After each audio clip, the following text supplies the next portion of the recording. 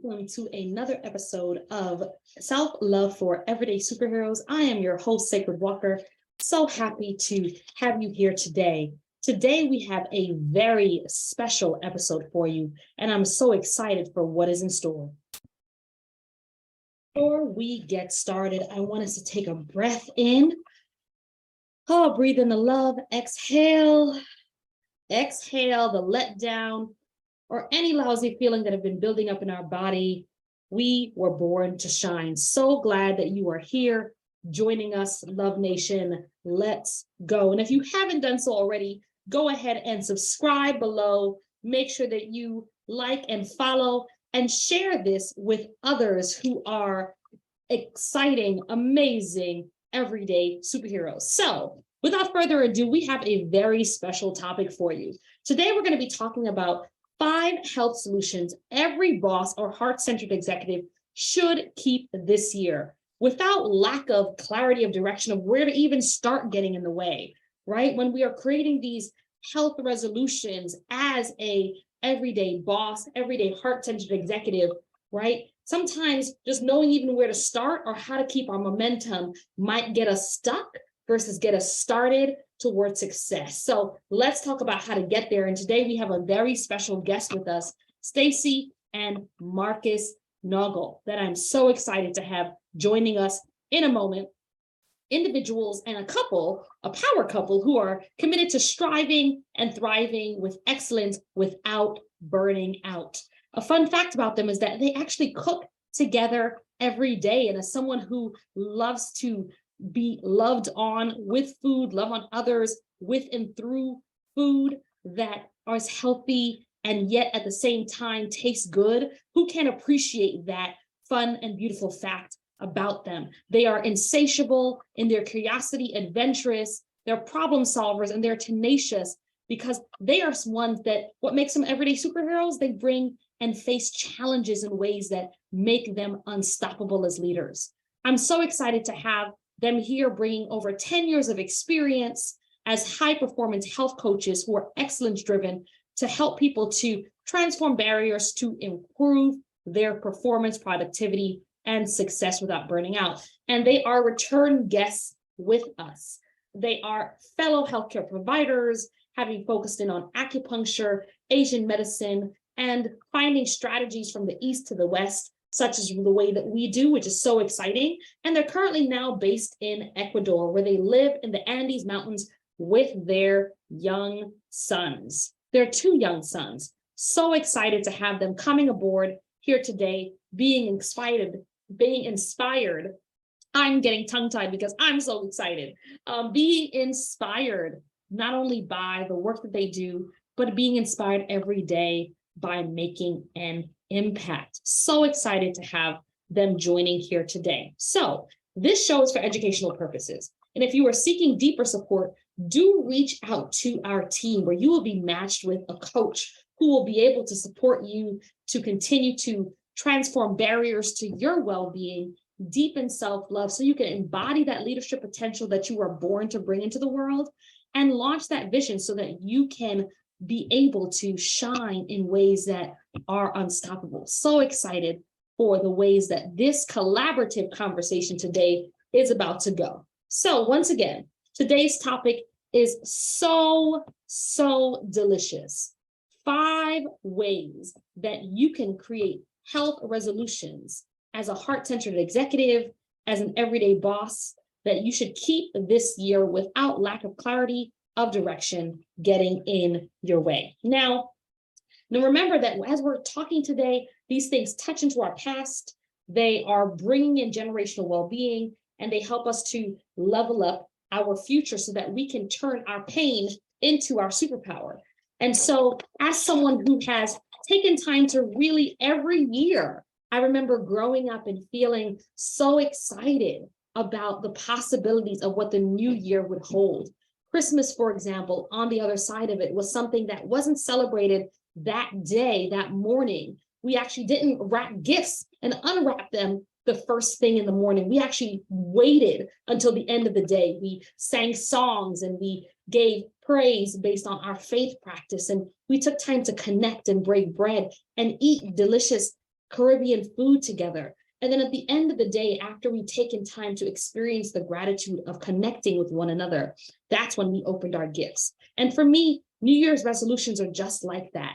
The new year comes, there's lots of excitement, time to connect. And then now on the other side, we not only want to talk about our resolutions, but we want to unpack our gifts and go ahead and say, let's go ahead and make those steps to put them into practice. The gift of our vision, right? The gift of our calling, the gift of trying something new, the gift of being able to reinvent ourselves, right? That can be like Christmas come, or Kwanzaa or Hanukkah or whatever you celebrate come all over again when we celebrate the new year. And so now that we're gearing up into this new month, sometimes those things can fall away. And we want to make sure that we can keep that momentum before feeling like, oh my gosh, where do I feel like I ended before I began. And so we want to make sure that we bring them into this conversation, because you landed here for a purpose, on purpose. And the same way that little girl in me got so excited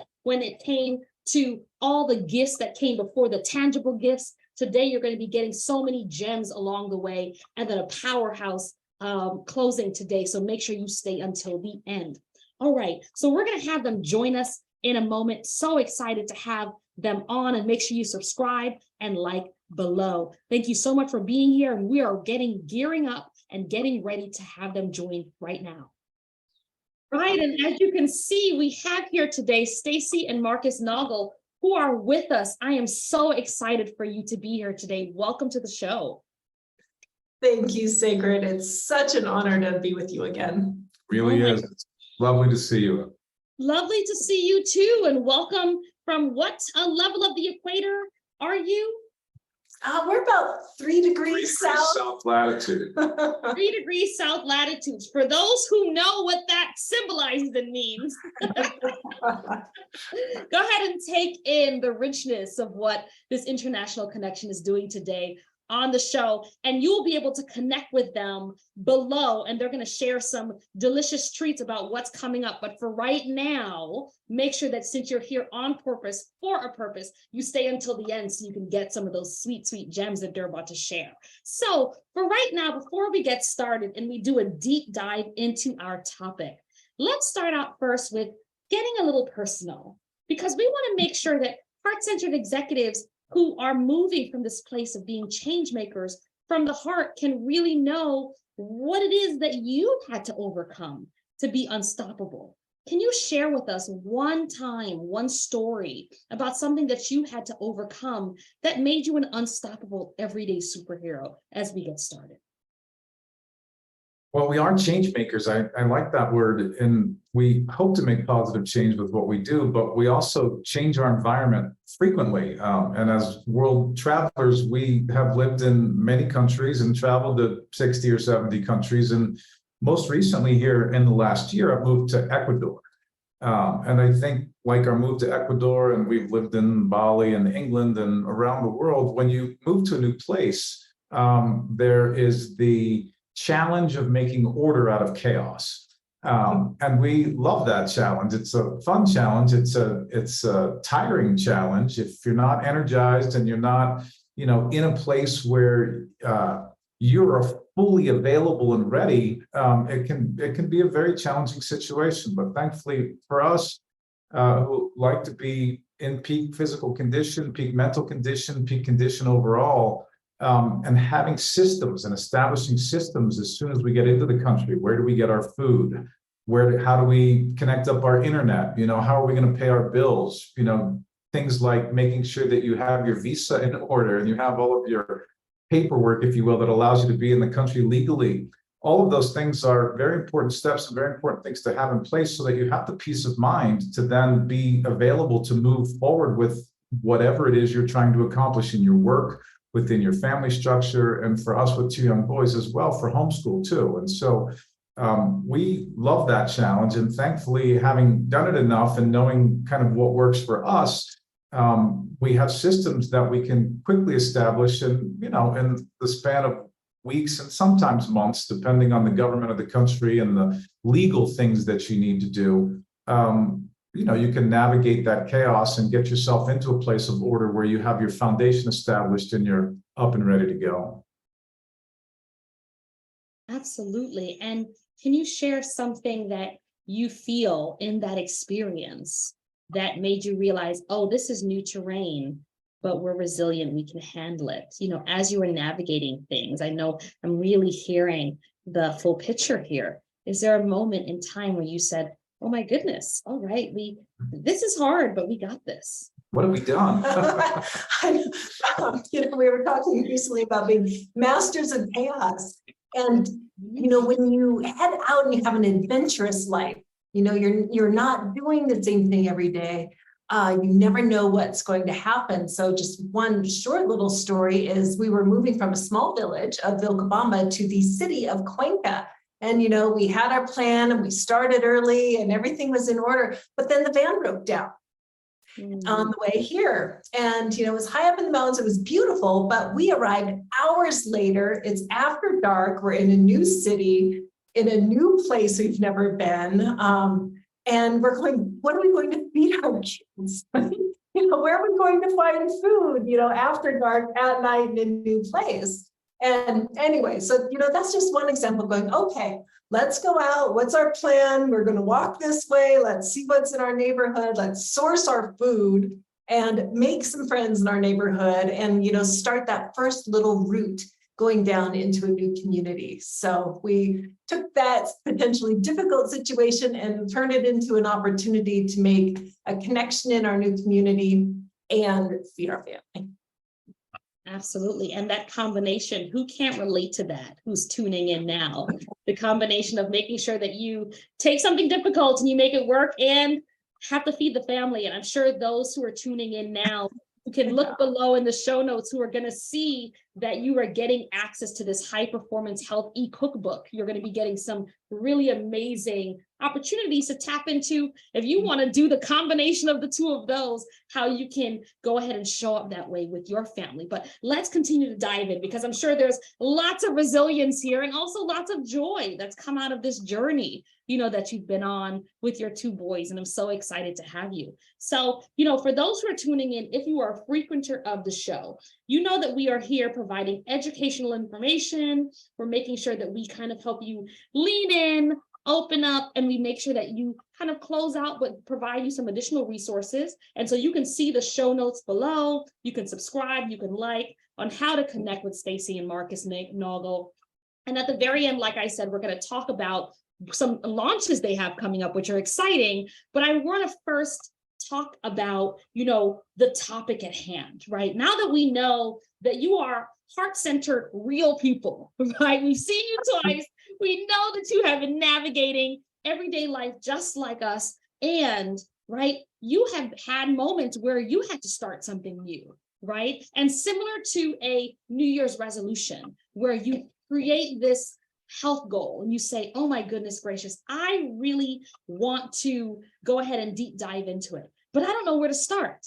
And I don't want to get that in my mindset where I actually say, you know what, I don't know where to start, so I actually don't start, which is oftentimes a misconception. Or I try it for a couple of days and I don't really have the tools like this high performance health e-cookbook to access, or some of the other programs you offer. So tell us as we get started, because we're going to be talking about some big stuff on the show. So if you're listening in, make sure that you take some notes, grab a pen and paper now. You can always rewatch this. You can always kind of carry this on the go.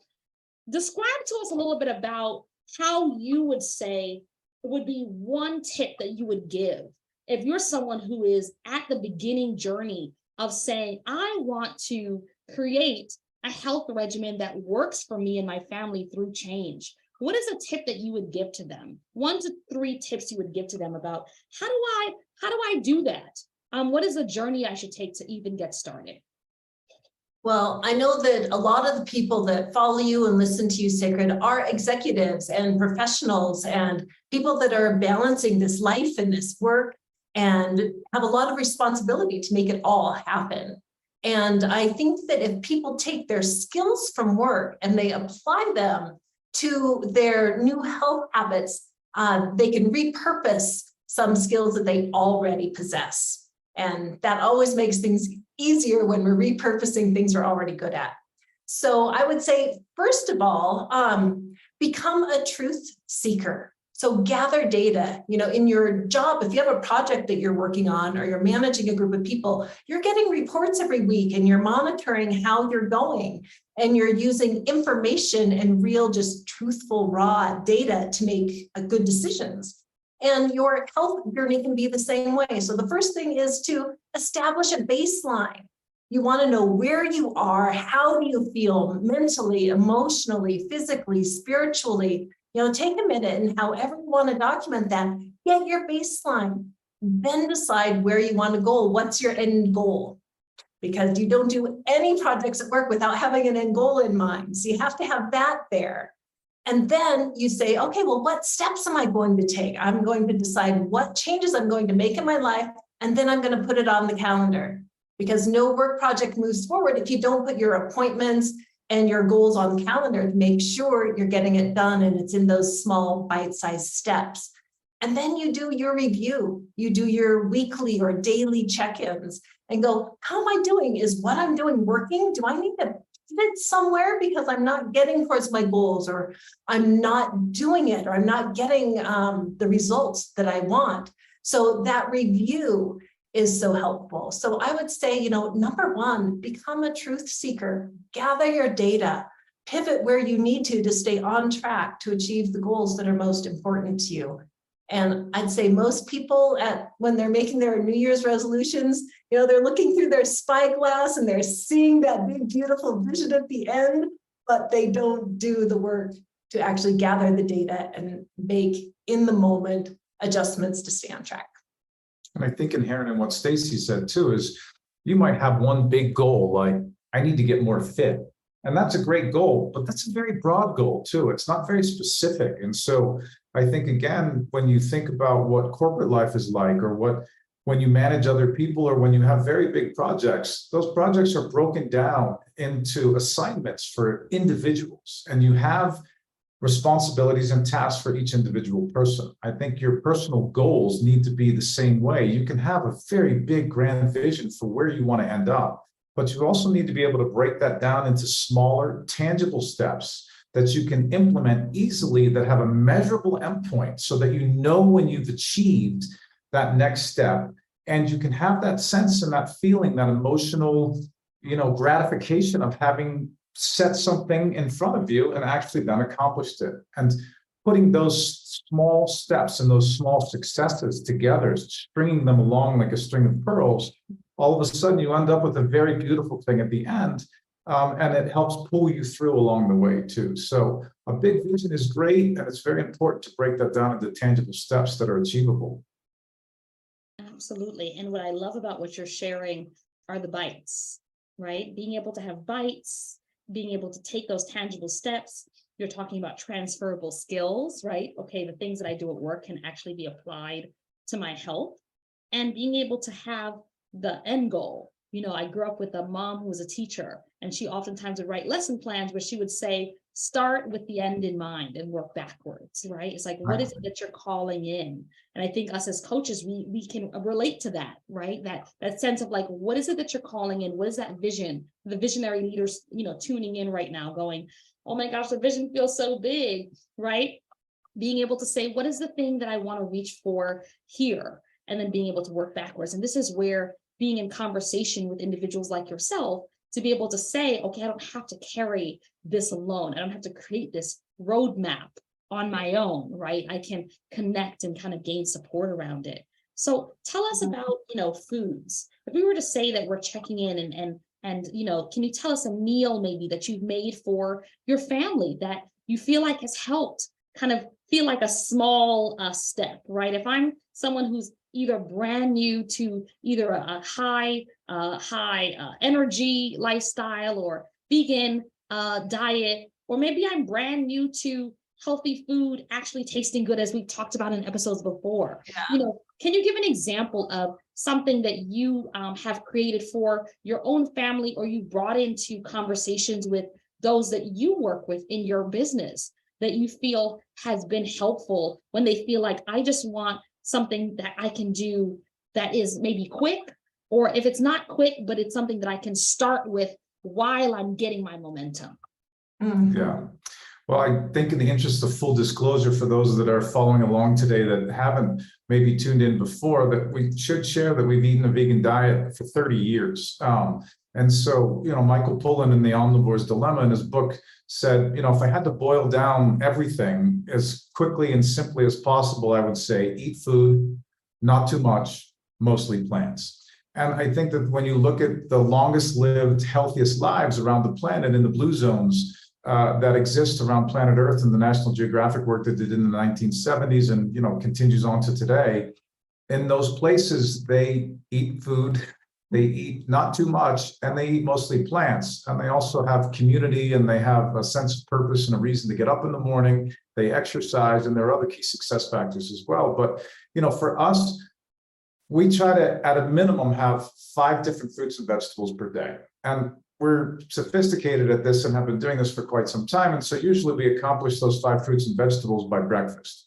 But I think when you're starting to look at your diet and how you can best provide a solid, energized foundation for you to accomplish the life of your dreams and the goals that you've set for yourself, some people oftentimes don't make food a priority in that. In fact, they oftentimes are trying to take away time from food preparation, food acquisition, in order to apply that time to other areas of their life where they're trying to push some work goals ahead or family goals ahead or all of them ahead at the same time.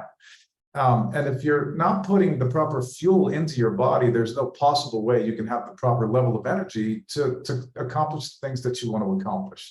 So a very simple goal, I think, that we can all set is to have at least 5 servings of fruits and vegetables each day and to eat across a rainbow of food. We don't want to just eat green food or just eat brown food. We want to eat across as many different colors as we possibly can. Well, why is that? It's actually kind of hard to eat blue food too, say blueberries, but there aren't too many blue foods. But if you eat across the broad range of fruits and vegetables, you're maximizing the nutritional value of what you're putting into your body. You're going to be more likely, let me say, to get the amino acids that you need, the vitamins that you need, the minerals that you need. And some of those things are harder to get now than they have been before, which is a whole nother topic. But a broad range of fruits and vegetables kind of mitigates you against the risk of having deficiencies in your diet. We all have deficiencies of some type, but that broad range, that plethora of options and trying to eat broadly, really, as opposed to deeply within, one particular category can help ensure that you're getting the proper nutrition. We also, in addition to 5 per day, should probably set a goal of trying to eat at least 15 per week, 15 different fruits and vegetables. And again, that's a pretty easy thing to do if you just consciously eat. And I think that, for example, yesterday, we have a wonderful service here called Gran Roca. It's an organic farm that delivers 3 massive bags of produce to our door every Monday for $20. It's a gift from God. And we supplement that with other fruits and vegetables that we find around here in the organic markets as well. But on Monday, we have a jam-packed, absolutely beautiful refrigerator. And so we then sit back and say, well, what are we going to make? And what's it going to be? And Stacy last night, or was it 2 nights ago, I think, made a vegetable soup what was in the soup, Stacy? Probably a dozen things. We had beet greens, the beet stems that were cut up. We had onions, garlic, and ginger. We had carrots, bell peppers, broccoli, and cauliflower. So I think, maybe more, but anyway, there were 9 different vegetables in that soup. And it was sort of like, we're putting in a bunch of new produce. Let's clean out anything that's, left around the edges. So a soup is a great way to do that. A smoothie is a great way to use up your fruits and some vegetables, and soup is a great way to use up tons of vegetables around the edges and they also store well. Your smoothies, you can put them in jars. You can take them to work the next day. Soups, you can freeze or eat it one day chunky, the next day blend it up so that it's a creamy soup. So they have some versatility and longevity to them as well. So we had a soup with 9 or 10 different vegetables. We almost accomplished the week's goal in one meal. And we every night have a green salad with raw vegetables, sprouts that we usually grow, and other raw vegetables in it too. We try to also pay attention to how much raw food we eat or how much live food we eat versus how much cooked food we eat too, and to try to keep those things in balance. But as Stacy said, between soups are amazing for everything. You can hide, put in, change. Soups are so versatile and so flexible. And if you have a soup for your day and you have a liquado, a smoothie that's got 2 or 3 or 4 different vegetables in it, we throw flaxseed in ours. We oftentimes will put granola in it too, which will give it a different thickness and also gives it a different nutritional value. It increases the protein for sure. But if you get 4, 5, 6 different fruits and vegetables in your liquado, between a liquado and a bowl of soup, we've already accomplished our goal for the week. Soup, smoothies, and salads. Perfect. S and S for superheroes. And for those who are tuning in who are like, liquada, huh? Yes. Smoothie, sorry. A smoothie. Yeah. The liquado is the Spanish creeping in because that's what we operate here in Ecuador. Okay, perfect. So for those who are tuning in, they're like, what was that word? Okay, That's smoothies, right? Smoothie, So we yeah. can absolutely. So then these are some gem droppers, I think, that are so important. And as someone who literally just had the most delicious pineapple, ginger, banana, strawberry smoothie. I mean, Yum. and it's a misconception that you need no sugar unnecessary, right? We want to make sure that we have all kinds of healthy sugars in our body that can naturally break down versus having us go high and then crash, right? So I think this is so delicious. So I want to make sure we capture a couple of things, right, that you just said. If you're someone who's like, oh my goodness gracious, whether I have children or I'm a glam mom or a glam pod, as some people say, right? Yeah, you're feeling like I want to maybe start something new and I don't know where to even begin, right? Or maybe you started something and you want to keep the momentum, then having a soup that can store is so powerful. So remember that gem dropper, right? Number 1, have a soup and the soups can store. Number 2, being able to bring in smoothies. What ways can you have things that energize? On days that I literally just do smoothies for the entire day, I have something that I can take on the go, and I end up having so much more energy than otherwise, right? So being able to incorporate that second S and being able to incorporate a salad. Salads, I used to feel like I was allergic to salads. I'll be fully transparent with you. I felt like I used to call it rabbit food. Why would I ever just eat a salad? Because of what I was raised on. And then when I began to realize how many flavors you can create with a rich and delicious salad, and you can begin to add mixes that make it flavorful. For me, all of a sudden I said, oh my goodness gracious, spinach as a base for me versus kale was my foundation. I needed to know what was my palate, what also was going to be good for my body. So for those who are tuning in, have your 3 S's, right? As everyday superheroes, have your smoothie, your soup that's store, and your salad. And I think for those who are tuning in, who are passionate about climate change, right? And who are saying, oh my gosh, there's so much happening in the world. A CNN special recently came out for those who are tuning in that said that so much of the land is being destroyed because plants are coming down. Oftentimes trees are coming down, and then the ground is being taken over by livestock, and there's too much methane that's being released in the air that's causing all of these issues, the earthquakes and the hurricanes we're seeing at rapid rates, right? And so if you are someone who is passionate about that and you're saying, what can I do about it? Even begin to making those changes that help transform your health can also kind of have a return on its investment where we're making a positive impact. So I appreciate the fact that those who are tuning in are like, oh my gosh, I feel like I can't do everything. Guess what? That those 3 S's can make an impact, right? So I want to take a pause as we create a shift, because now we're talking about, we've got some tangibles. Okay, we've got our 3 S's as an everyday superhero. And if I'm someone that wants to make a change, oh my gosh, I'm actually making an impact just by changing my diet. So tell us now, if I go, that sounds great, but I actually started and I couldn't keep up with it. Or I started, but it felt like I had a job after my job of me trying to keep up with things. Or my kids are so used to X that I couldn't possibly shift things into Y. How did you manage to get them to eat a salad? Whatever it is that is coming up. There are misconceptions around if you start, you should if you start and you can't do it, then you should just go ahead and stop. Or why start if you don't know what to do, right? So tell us, how do you handle some of those misconceptions? Have you heard any others like that? And how do you handle that in the work that you do? Well, I think that we could spend a long time talking about each of those. Because, whenever somebody has a challenge towards making healthy decisions, you have to talk with them, and you have to find out where they are, where they want to go, and more importantly, what are they willing to do to get there? Because you can't take somebody and put them on this straight, super green diet if they're not used to eating any vegetables at all. You have to start small. And the best way to do that is to start with what you like and funk it up a little bit. If you, gosh, what's a good example? If you're having toast in the morning, instead of putting butter and jam on it, maybe you add some peanut butter to it to get some extra protein, or avocado with, a little lemon juice and some red pepper.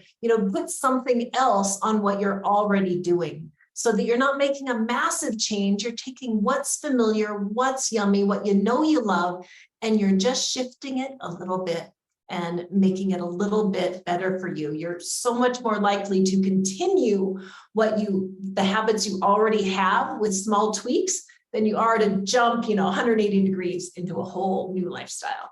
Quantum change has been proven by science, but most human beings change very incrementally and slowly. And if you change too fast, things can break. Emotionally, mentally, physically as well. And so it's good to pick the proper pace and to manage your expectations around that as well. And that applies also with kids.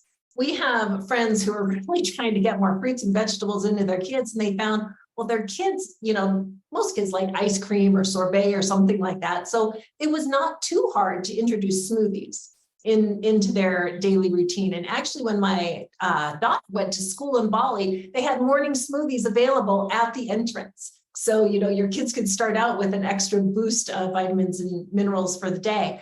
But in that smoothie, they found that they could throw in a little spinach and nobody knew.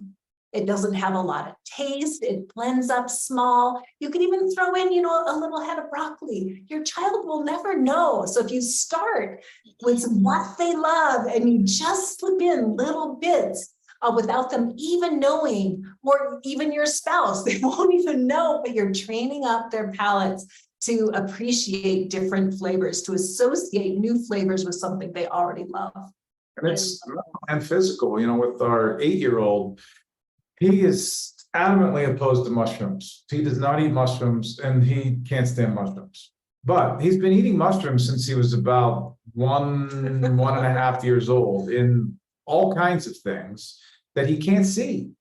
And, it took until a year and a half, maybe 2 years ago that we, told him we're putting mushrooms in there. You just can't see them, and you can taste them, but it conditions up his palate. It conditions up his taste buds. It conditions him up physically to be conducive or receptive to mushrooms. It's taken a while to get to the mental side of it, where he can say, I like mushrooms. Now I eat mushrooms. And it took years, but we gave him those things before he was able or willing to admit that he actually was eating them, and maybe even liked them a little bit too, and they altered the flavor. We've done the same thing with the boys too. And, if you don't have young kids, you have to start someplace. But for spicy food, well, maybe it's not necessary that you like spicy food, but if you like spicy and you like bitter and you like salt and you like sweet and you like sour, you're going to have a much more enriching eating experience than if you just stay stuck in any one of those kind of flavor zones. And so for spicy foods, again, from the youngest age, 6 months, when they started to eat solid food, we put a little bit of, curry powder in there, and we just put a little bit of spice in there, and we kind of jacked that up over time, over years, really. And now our 12-year-old can rival me in liking the spicy food and trying all the peppers in the new countries that we go That's to. saying something. And the 8-year-old, he's working his way again. He's more in the process still, and he likes spicy food, and he'll ask for certain types of peppered sauces. But it's been a journey for him to get there, and it's been a fun journey. We've learned about peppers. We've tried different sauces, and we've allowed him to go to the grocery store, or empowered him to go to the grocery store and pick something out to try something new. So there are lots of strategies that you can take with children to make it fun. But once again, to make sure that when you have a desired change, that you take the right pace to make that change. Because, you know, if I want my kid to like mushrooms and all of a sudden I go out and buy these huge portobello mushrooms, which I love, and we, you know, and cook them up on the grill, I mean, that's really making a statement about mushrooms, right? As opposed to little pieces that might be, you know, in the red sauce that you've got on your pasta or in lasagna. You know, you're introducing the flavor slowly over time, and your results might be more effective in that way as well. Absolutely. So what I love about what I'm hearing is kind of finding ways to invite things in subtleties, right? So whether you Exactly. are in relationship to your children, your grandchildren, niece, nephews, or your inner child, right? Like having it be something that trickles out. And as someone who will sneak in celery to fool myself, sometimes whenever I need a cleanser, how powerful is it to sometimes even do that as you are someone who's trying to figure out where do I even begin? So, you know, some of the things that I've heard today, I think are really impactful. We have our 3 S's, we have our soups, right? Storing our soups, we have our salads, and we have our smoothies. And inviting in a smoothie would be as an alternative to being able to have ice cream or something like that, where we begin to invite in those kinds of connections with those we care about, including ourselves, right? And so say I'm hearing this today as we come to our time and I say, okay, all right, you've got me, right? I've gotten over the hump. I made a smoothie, right? You're tuning in and you're like, after this, I'm going to make a smoothie, but now what, right? Tell us about what you have coming up. And we had just a couple of minutes as we come to our time here, but tell us what you have coming up with what you are launching with a program that if I say, okay, I really want to connect and tune in, but what now? And I really don't want to do it by myself because I'm a growth-minded person. I'm committed to change. And I really want someone or the both of you to be able to kind of take us to the next level. So tell us a little bit more about what you have coming up and how we can be continuing to be connected to the both of you. Sigrid, thank you for asking. And, you know, if you have a coach or an accountability buddy with you, you're 95% more likely to realize your goals. So that's, you know, part of why we're motivated to make ourselves available and programs available to support people, to be their accountability buddies, to be their cheerleaders, and to be their guides, because, you know, we're both scientists. We dive really deep into the information and the scientific journals, and we know that most executives and professionals or parents, people don't have the time to figure all this stuff out. It's overwhelming to go, what do I do? What direction do I go? There's the keto diet and the plant-based diet, and it's overwhelming. You know, if it can be overwhelming for us while we're researching, we know that it's overwhelming for most people. So anyway, we've created a program called Burn Bright, Not Out. And it is a 12-week program for excellence-driven people, for those overachievers who maybe are spread a little too thin. They're kind of skating on that edge of burnout. And the last thing that you want to do when you are feeling passionate about your purpose in the world and making a big difference is to burn out and not be able to fulfill your purpose on the planet. And so this gives very potent health enhancements that you can do without spending a bunch of time. You know, we help give you the organization to set you up for success so that you don't have to try hard. You don't have to have a ton of willpower. As we talked about, you know, building on a food you like and tweaking it a little bit. The whole program is based on taking the things you're already doing, tweaking them to give you bigger and bigger returns that build long-term robust vitality and health. And so that's our big program coming up. And actually at the end of March, and we'll probably do it again later this year, is a vitality code. It's a 5-day workshop that you can come find out about us, do a little sample, get to know us, and put some of these practical tips to use during that week. So there are a couple of ways to get to know us and work with us. Perfect. And what I love is, as I noted earlier, with offline behind the scenes, everyone who's tuning in, we were talking about scuba diving and the power of doing so. And so what you're doing is giving us a little taste, or we put our feet into the water. Maybe we're like, okay, I'm just learning. Okay. And then now in the 5 days, and then now I can do a deeper dive and really get a chance to get that, and, you know, way to keep our momentum, right? And to really strengthen our swimming and our healthy habits. And a critical part of scuba diving is having a buddy.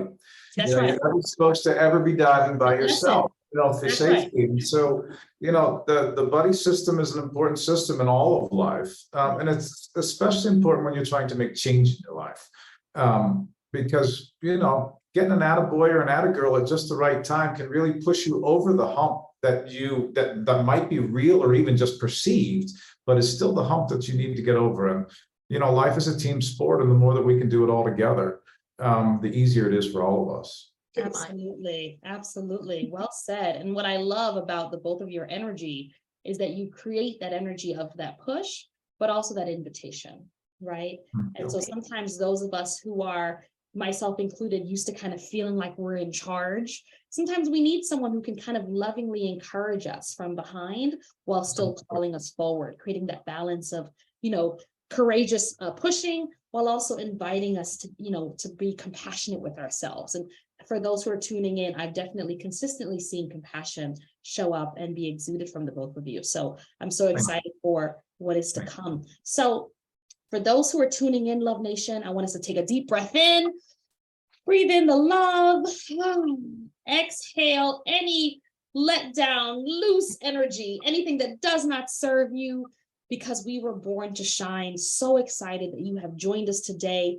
We here on this amazing show are committed to empowering 1 million ambitious leaders to be able to transform their well-being, deepen self-love, so that you can embody the infinite potential that you were born to bring out there, so you can launch your vision and shine. And so we're so excited that Stacy and Marcus Naugle are making that impact and helping this ripple out effect. If you haven't done so already, make sure that you subscribe below. Make sure that you check out information on their high performance health ebook in the show notes. And as well, you will be seeing in the show notes a way to connect and land in to get additional support about this amazing, amazing launch ahead. Again, Stacy and Marcus, so glad to have had you on the show. And that is our show for today. Thank you so much, everyone, for joining. Take care, Love Nation. Wishing you self-love, self-care, and success. Talk with you soon.